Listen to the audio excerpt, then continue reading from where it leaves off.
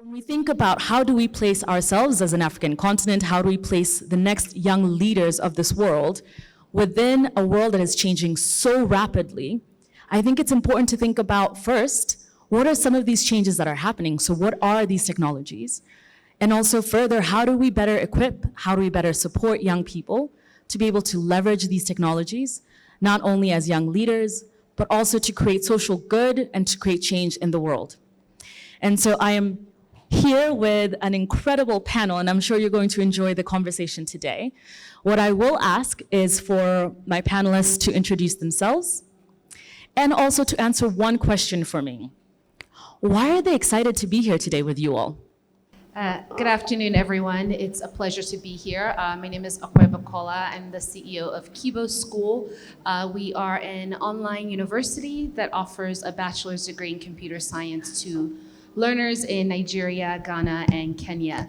I'm excited to be here to be inspired. I think for me, the last few months has been very heads down and a lot of operations. So to have the opportunity to step out of that and to learn and connect is really exciting.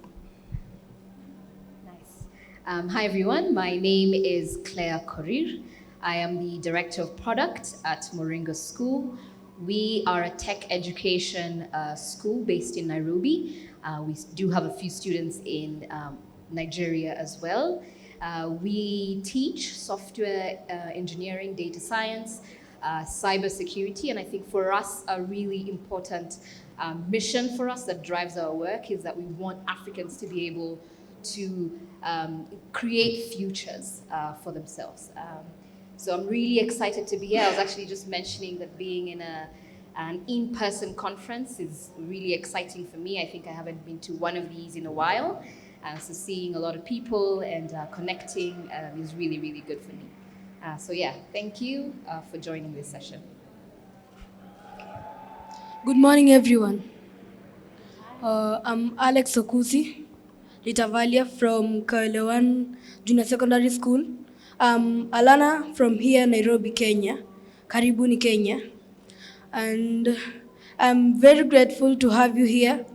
And I can be really honest by saying that this is my first conference, and I'm very grateful that God has led me up to here. And I'm very thankful because you're here, all of you. You are ready to listen to my opinions and my points. And I'm ready to share with you, and I'm going to lead myself to my fullest potential. Thank you. How do I follow that introduction? I'm Fred Swanika, founder of the African Leadership Group. And I think for the context of this discussion, maybe what's most relevant is the work we're doing with ALX, where we are developing digital skills at scale in Africa. So today we're training about 200,000 people in software engineering, data science, cloud engineering, and all kinds of fields like that. And why am I excited to be here? I'm excited to just talk about the potential for technology for transforming Africa. My name is Teresa Mbagaya. I work as an impact investor. It is a title, but the things that I'm most passionate about is education. I am a child rights advocate, and I am deeply passionate about the potential of young people globally and especially in this continent. So my first question will go to Fred. This is an area that you're deeply passionate about, not just young people, but also what ethical leadership means, what social responsibility means. And so my question to you is, how can young African leaders balance not just harnessing the power of emerging technologies, but do so while also maintaining a very strong sense of social responsibility and leadership to the benefit of all? Thanks, Teresa. Yeah, that's something that I'm definitely very passionate about. See, I believe that we're all put on earth for a purpose. And so when I think about balancing technology and having impact and ethics and values, I think it's important to not think about technology for technology's sake. Technology really ultimately should be an enabler, an accelerator of the society that we want to see. So one of the things that we do in the training program that we have at ALX is we take people through 3 months now, but it's soon going to be 8 months.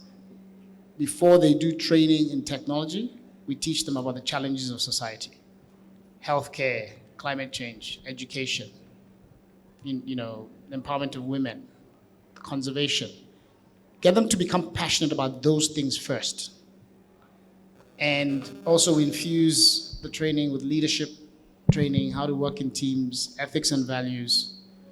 And then they learn the technology. So now you're learning about technology for a purpose. You're now seeing, how am I going to use technology to bring healthcare to people?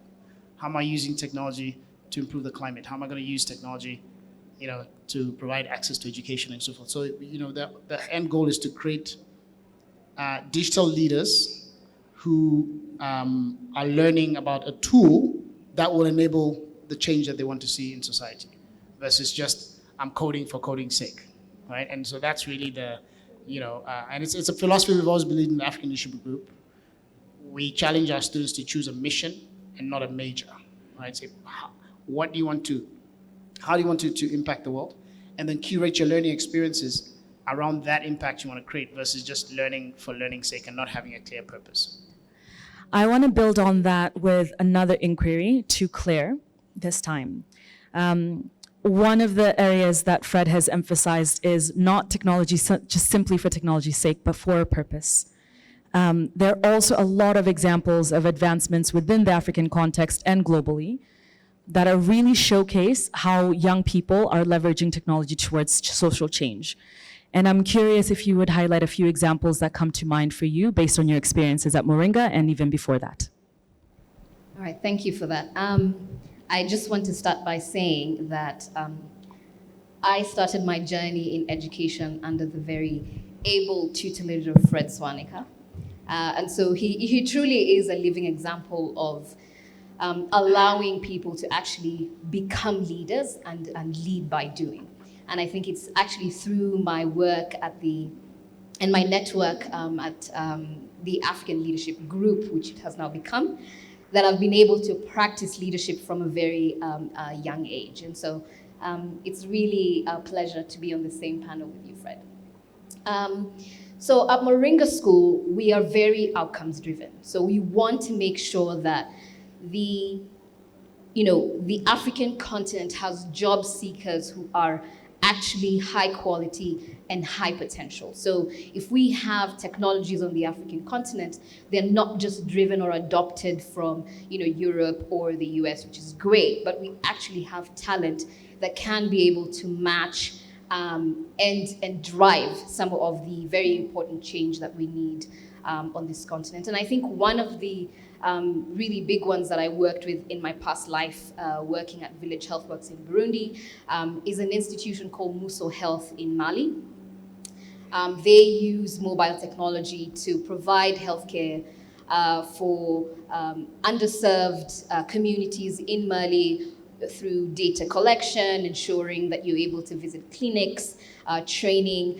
And these are actually technologies that are built for the community and by the community and run by the community. And there are many like those. And I wanted to avoid saying M-Pesa because I think that's been said, right? But we really need to make sure that as we think about technology, we are not just importing technology, but we are able to actually build both software and hardware that can be able to be used for the things that we need to transform in this continent. Built by community, with community, for community. Why is that important? So I think one of the things that make and this has been said in many ways, that we can't build technology for technology's sake, right? There's a lot of cultural specificity and contextualization that has to happen for technologies to work, right? The way that software engineering or computer science sometimes, not all the time, but sometimes is taught on the African continent is not necessarily contextualized to the things that we need solutions for. And so if we have educators who co-build, who co-facilitate, who co-mentor, who build young people who are able to, first of all, identify the communities within their own problems within their own communities and build solutions for those problems. You find that, and I think we've been able to see that contextualized education leads to contextualized technologies, leads to contextualized solutions, and therefore leads to a transformed continent, if I can say that. Alex, my question to you is, what do we need to do to ensure that the next generation of young people, of students, of learners can actually be prepared for the future of work? If you want to make sure that the future generation is going to be adaptable to the use of technology, we maybe can do the ethical considerations whereby we may be able to control the power of these emerging technologies by maybe coming up with regulations which can be able to limit the use of technology for children under the age of 18, because we know that not all of us are going to be useful by getting the content on social media equally, because I can't say that the content that I'm getting is the same content that Claire here is going to get. Am I clear? Because maybe my content should be limited and I should use digital device under supervision because there are limitations. So we should really check on the content on social media to avoid the scenarios of inequality and unethical standards. By this, the policymakers can put it into consideration and implement. I can implement and put it into consideration and you can see that the future generation can be adaptable to the use of technology because they will not be used to the negative content on social media. I want to ask you, many young people are in schools. So what can schools do to support young learners to better adapt to this future? Maybe seeking guidance and counseling, because us as learners, we need to be managed. And I know that you understand me by saying the word managed. No. Because now, if I'm a learner and I'm a grade 7 representative, that's a leader, I might be able to maybe give advice to my peers or my fellow learners, because we need to check this and put it into consideration. So maybe you can share ideas on how we can do to control the technology and to control into the standards which we are able to reach, but not going beyond the limits which are supposed to be on our edge, because the technology that we are supposed to be introduced to is not supposed to go beyond our limits. So maybe you can share points or discuss on how we can limit the use of technology and get advice, and just giving advice and saying you can do it. Everyone can do it. If I can do this, if I can discuss with you on the panel, I can do it. And nothing's gonna stop me, and you are going to get to your fullest potential. I think it's very interesting to bring up the fact that there are actually negative components of how we think about technology, and the push towards age-appropriate lessons for young people to really encourage them to enter into a future of work, utilizing the best tools for them. So I really do appreciate that commentary. One other consideration is, as an organization, we think a lot about how technology can be utilized as an equalizer. And yet we know time and time again that is not always what happens. So the ideal and what happens truly do not align. And so I would love to hear from both of our female panelists, particularly because these are areas of deep passion for both of them, in how you think about inclusion in this space, in preparing young leaders for the future of work and for the societies to come. We're all here because we want, as a society, to meet our potential. And we cannot elevate human potential if every individual's potential is not elevated. So at Kibo, I think about this a lot in the context of gender equity. So we're teaching computer science, which is a very male-dominated field.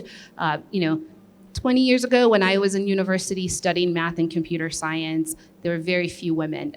There's one woman who was in all my classes and is now one of my closest friends. We really felt like we had to stick together.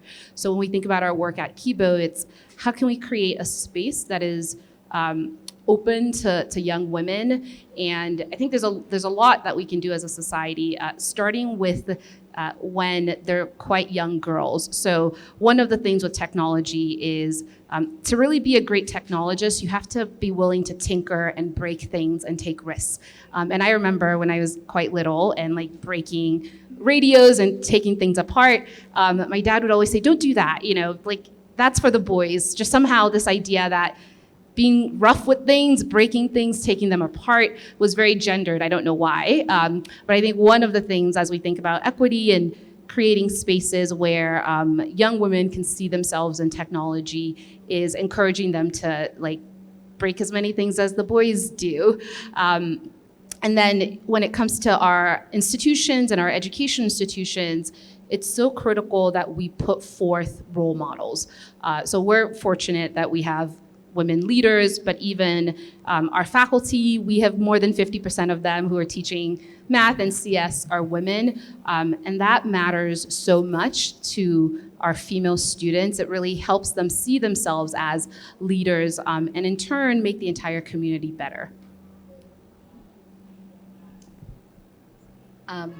Yes, I'll just add a little to what Ope has said, which is we need to, as women, take up space, but we also need the entire community to allow us to take up that space. And that is by being a bit bullish about the gender decisions that you make in your institutions.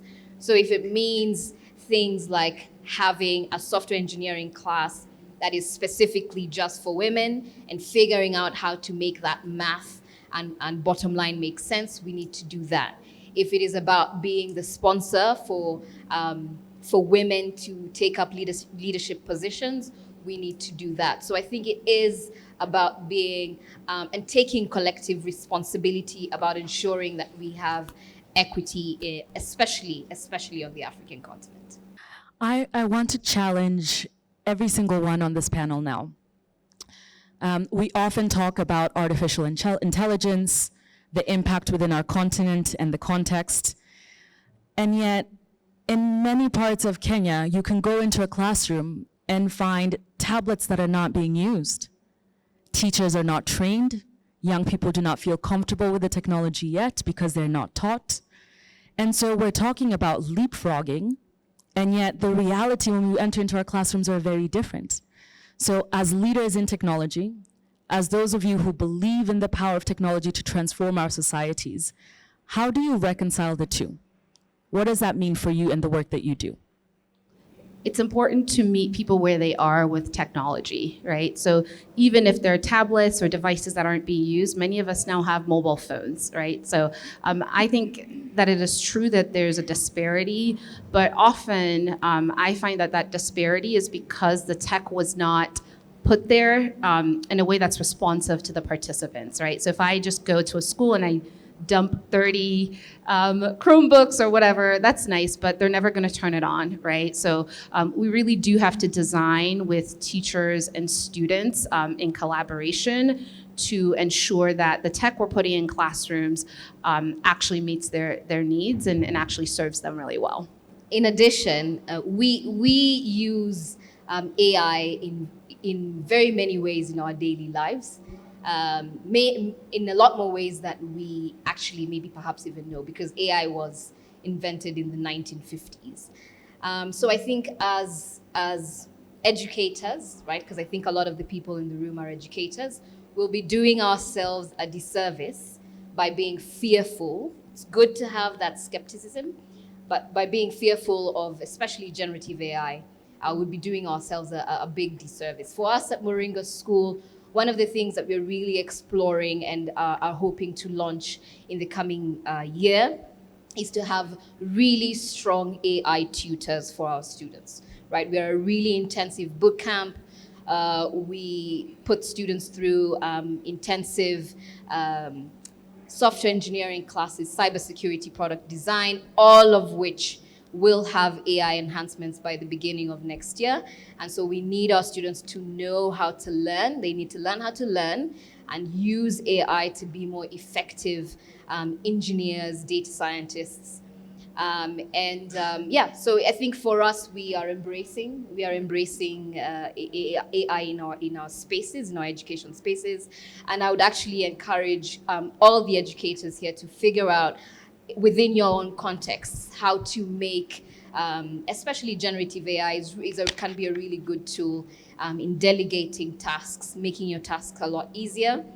But you cannot delegate responsibility. So the responsibility remains that of the institution, of course, that of your learners. But and at least our institution is really thinking about how we can make AI help us leapfrog, especially around learning these tech-based courses. To me, I think that may be solved because there are nearby places where we can go to have the learning or the teachings on how to use technological platforms and how to use all the necessary tools and how to manage technology, because there are nearby classes. Out of the school, there are some classes which we can be able to get the teachings on how maybe you can be able to use the digital device and the introduction of digital literacy, because mainly in our curriculum now, the current curriculum, competency-based curriculum, which is in Kenya, digital literacy is very advantaged because that makes research easier in our classes. Mainly in our group discussions, we might be able, maybe you can find that some questions needs a research so that we may be able to make research easier or to ensure easy decision making. So you see that we can maybe have some outside classes apart from school, and as parents or as leaders, maybe you should make the young learners access digital literacy now from maybe even if 5 years, if possible, because this really have the advantages. The advantages are more than the disadvantages. So if you may be able to supervise or manage that, that's kind of a great opinion. So Teresa, my perspective on things in life is normally as an optimist. So I like to look at the glasses half full, not half empty. And so, my approach, my answer, as I was reflecting on your question, I was like, yes, there's a lot of people who don't have the right environment and other things to be able to take advantage of AI and so forth. And so we can freeze and not do anything because we need to get that situation solved first. Or you can say, okay, who does have access today? Who does have access? Who can move forward? And let's get going. We don't have time, right? So first phase is for those who have the opportunities and everything and where the right environment, let's begin working on the problem and leveraging AI and other technologies to transform the lives of those people, right? And that might be a few 100 million people. Yes, there's another 200 million who are not there, but let's get going with 100 million or 200 million that we can actually work with today. Then I would say, okay, for the folks who are maybe left out of the digital divide, who don't have the right environment, I look at it as we need to tackle the problem in 3 ways. One is about connectivity. And that's simple, there's some, you're talking about AI, there's some technologies that were invented 200 years ago that people don't even have, like electricity, right? So can we first get electricity into, communities? And that means leveraging solar if you don't have, traditional pylons and so forth coming into the place. So how do we think about leapfrogging and bringing that baseline technology? Electricity. If you don't have connectivity, we can use Starlink, right? We're doing that in Rwanda, for example, where we're connecting rural clinics. We're doing some work in healthcare using SpaceX satellites to be able to give them high-speed bandwidth, right? And in those same places that we're setting up these clinics, people can now start to educate themselves, right? In the rural area, right? So we can find ways to overcome these obstacles around connectivity, electricity, data, and so forth. The second thing is then about, and with that comes the devices, right?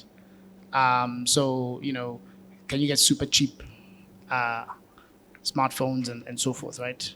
The second thing is about contextualization, like Ope was mentioning, right? Creating content and, materials and technology that is relevant for, our context, right?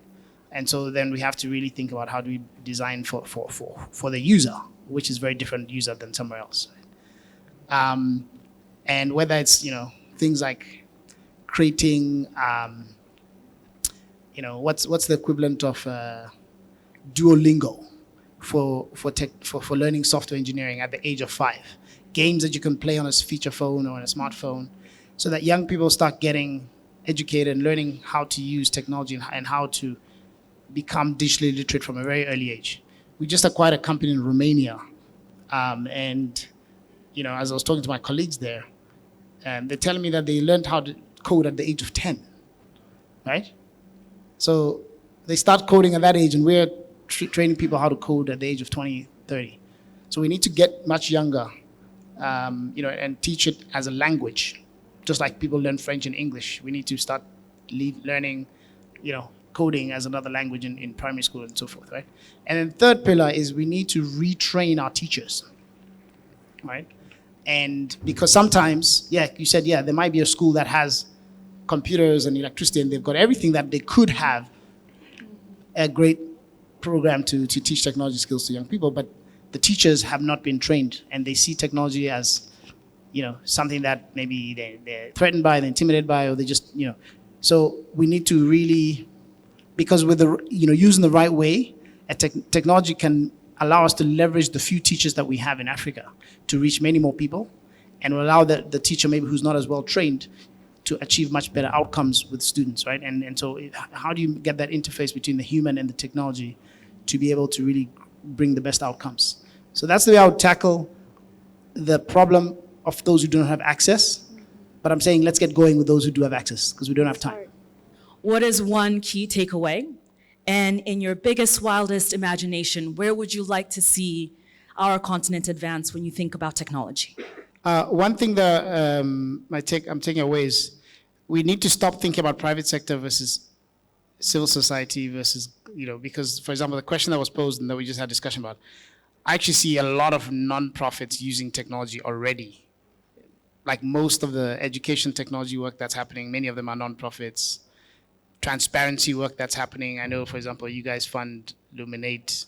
They're using technology. So every organization, whether you're in for-profit or you're non-profit, private sector, civil society, government, you are now a technology organization, right? So, for example, we're doing some work with governments across Africa to help them digitize services. That helps create transparency, it removes corruption.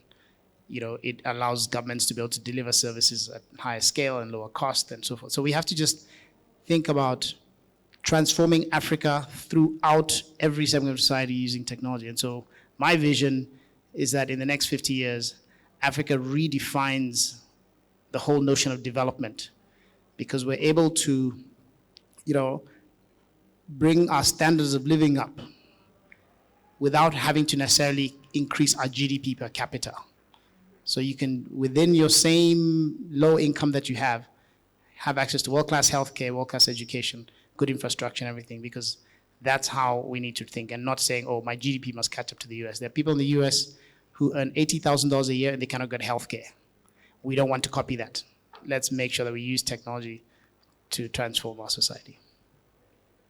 Okay, I think if we really make technology advisable for the young leaders and even our fellows here of Teach for All and the members outside this conference, maybe if we support this and make the use of technology advisable, don't really get concerned about the disadvantages of technology, because the advantages of technology are very many than the disadvantages.